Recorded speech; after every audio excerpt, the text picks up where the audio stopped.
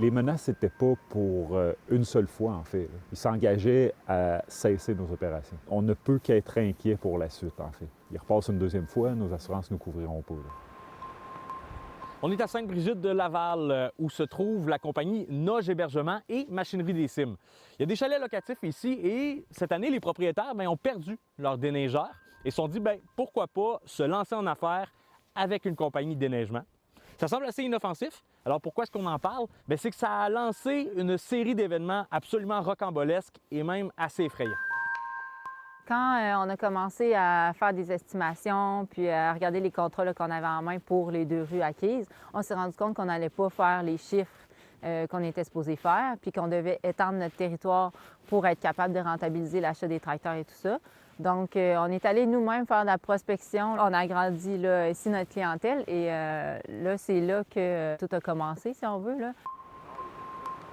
On a commencé à recevoir des appels nous mentionnant qu'on devait payer notre cote, en fait. On a essayé de s'entendre initialement jusqu'à la toute fin. Là. On a surtout compris également que toute croissance qu'on allait faire dans les prochaines années, on devait également payer une cote. Est-ce qu'il vous semblait qu'il y avait un droit légal de vous demander cet argent-là?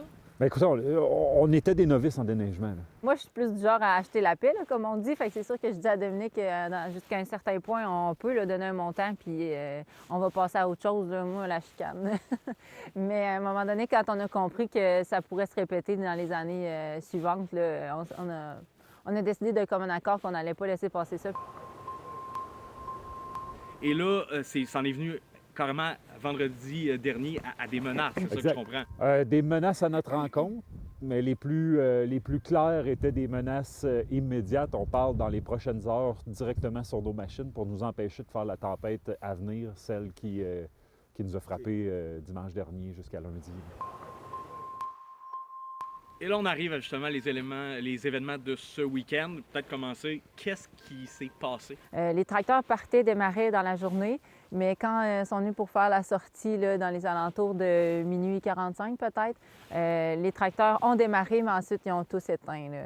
On a constaté qu'une des chaînettes des bouchons de réservoir était brisée sur le neuf, là, celui qui a quelques semaines. Là. Il y avait un liquide anormal qui était dans nos filtres à carburant. C'est là qu'on a compris qu'il y avait eu un sabotage. Il y a des caméras de surveillance là, qui ont capté toute la scène, c'est-à-dire qu'on voit vraiment un individu qui se promène de tracteur en tracteur. Il va y avoir des dommages collatéraux à tout ça. Là. La Sûreté du Québec nous a confirmé qu'elle enquête présentement dans le dossier. À Sainte-Brigitte-de-Laval, Félix-Antoine Audet pour Nouveau Info.